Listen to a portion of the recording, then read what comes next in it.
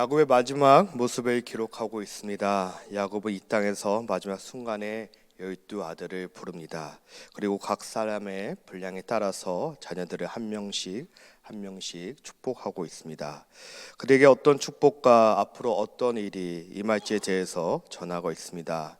이것은 야곱이 정한 것이 아니라 모든 것을 주관하시는 하나님의 메시지입니다. 형 에서를 속이면서까지 복을 받았던 야곱이 이제는 어느덧 죽음을 앞두고 자녀들을 축복하고 있습니다. 10명의 아들들을 축복하였고 어떤 삶을 살지 예언하였습니다. 이제 마지막 2 아들만 남았습니다. 바로 요셉과 베냐민입니다. 먼저 요셉을 축복합니다. 그에게 샘 곁에 있는 담을 넘는 무성한 가지라라고 합니다. 무성한 가지는 크게 번성할 것을 말합니다. 그리고 담을 넘음을 말함으로써 다른 지파들에게 도움을 줄 것을 말하고 있습니다. 활 쏘는 자가 그를 학대하며 앞으로 적재 세력들의 날카로운 도전과 어려움이 있겠지만 전능자 이스라엘 반석인 목자의 손을 힘입으느라 수많은 적들이 대적해도 물리친다고 합니다. 그 비결은 바로 하나님의 도우심 때문이라는 것입니다. 야곱의 전능자라는 표현은 야곱이 자신이 험난한 인생길에 체험한 하나님, 모든 위기 상황 가운데서 구원해내신 그 전능자 하나님, 그 하나님이 아들 요셉을 보호해 주신다는 것을 말합니다. 전능한 하나님, 우리의 목자 되신 하나님이 요셉을 이끌어 주신다는 것입니다. 수많은 어려운 가운데서 구원하는 하나님, 그분의 은혜를 잊지 말라고 강조하고 있습니다. 지금 요셉의 그 자리에 있는 것이 본인이 잘나서 그 자리에 있는 것이 아니라 이는 야곱의 전능자 이스라엘의 반석인 목자이신 하나님의 인도하심이라는 것을 다시 한번 말하고 있는 것입니다.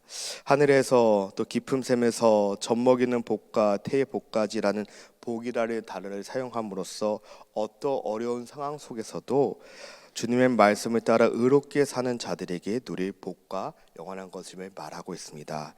지금까지 보았던 요셉처럼 어떤 상황 속에서도 주님의 말씀을 붙잡고 나아갈 때 하늘의 복을 준다는 것을 말하고 있습니다.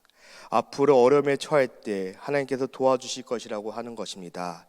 마지막으로 내 아버지 하나님의 복과 내 아버지의 축복이 한없고 형제 중에 뛰어난 자가 될 것이라고 말하고 있습니다. 야곱에 이어서 막내 아들 베냐민이 나옵니다. 베냐민을 일이라고 비유합니다.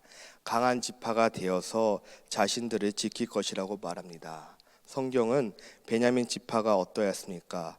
남북이 분열될 때 유다 지파와 결속하여서 다윗 왕가에 충성하면서 성전을 파수했던 강한 군사력을 가진 것을 우리가 알고 있습니다.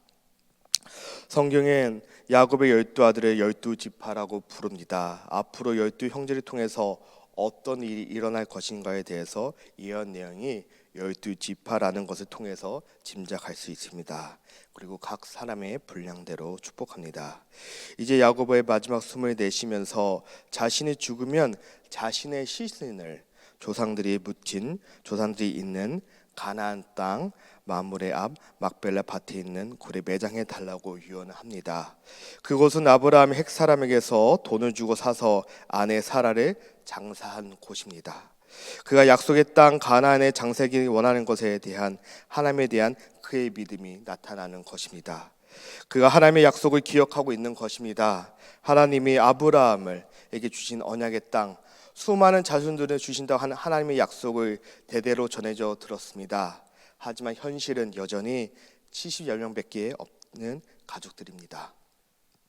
가나안을 유업으로 주시겠다고 하나님이 약속하셨습니다. 하지만 지금은 기근을 피해 애굽에 와 있습니다. 약속만 있지 아직 이루어진 것이 아무것도 없는 상황 가운데 있습니다. 그런데 자신의 생각과 방법을 고집한 야곱이 마지막 죽음 앞에는 믿음의 고백을 하는 것입니다. 가나안 땅, 하나님의 약속하신 그 땅에 대한 흔들리지 않은 믿음의 고백을 하고 있는 것입니다. 그 고백은 애굽의 삶에서 익숙해질 수 있는 자녀들에게 주는 메시지인 것 같습니다.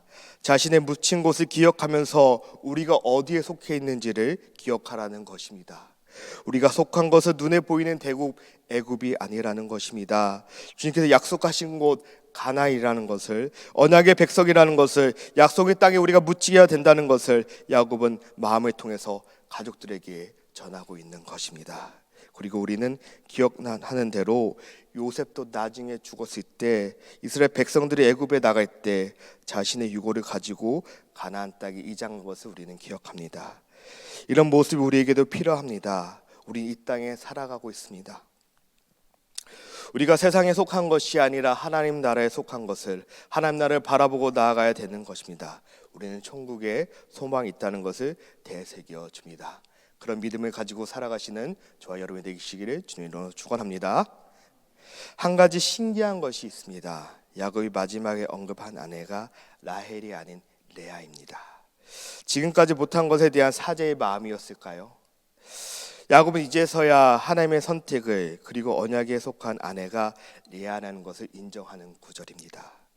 자기의 꾀와 욕심 때문에 또 시기와 질투를 만들고 아프게 했던 사람 야곱이 비로소 하나님 인도하심을 고백하는 부분입니다. 그것을 받아들이는데 오랜 시간이 걸렸습니다. 자신의 생각을 내려놓고 주님의 순리를 인정하는 부분입니다. 그리고 야곱을 오늘 보게 되는 것입니다. 우리의 삶 가운데서도 우리의 고집이 아니라 하나님의 순리를, 하나님의 말씀을 깨달아지는 매일매일 날이 되기를 바랍니다. 말씀을 마무리합니다. 오늘 본문은 49장 첫 절부터 기록된 열두 아들의 주는 하나님께서 야곱을 통한 유언을 기록합니다.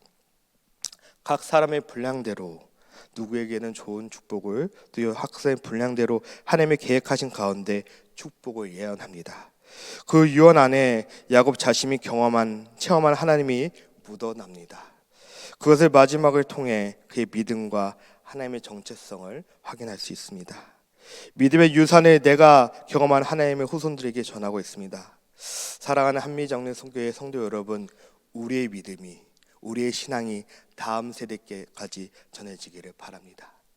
지난주 금요일날 담임 목사님께서 선포하셨습니다. 이 시대의 최고의 선교지는 바로 가정이라고, 다음 세대라고. 그것이 우리의 사명이 될 줄 믿습니다. 우리만 신앙생활 잘하고 열심히 기도하는 것이 아니라 우리의 신앙이 내가 체험한 하나님이 다음 세대에게, 우리 자녀에게 전해져서 그들의 입술로서 하나님을 사랑한다고, 하나님과 함께 동행한다고, 그런 고백이 이어지는, 믿음의 고백이 이어지고 다음 세대까지 믿음이 선포되어지는 귀한 한미교회가 되기를 바랍니다. 내가 체험한 주님, 그분에 대한 확신이, 그분의 은혜를 뜨거움이 선포되어지는 귀한 날이 되시기를 주님의 이름으로 축원합니다. 아멘. 오늘 주신 말씀을 놓고 함께 기도하기 원합니다. 하나님,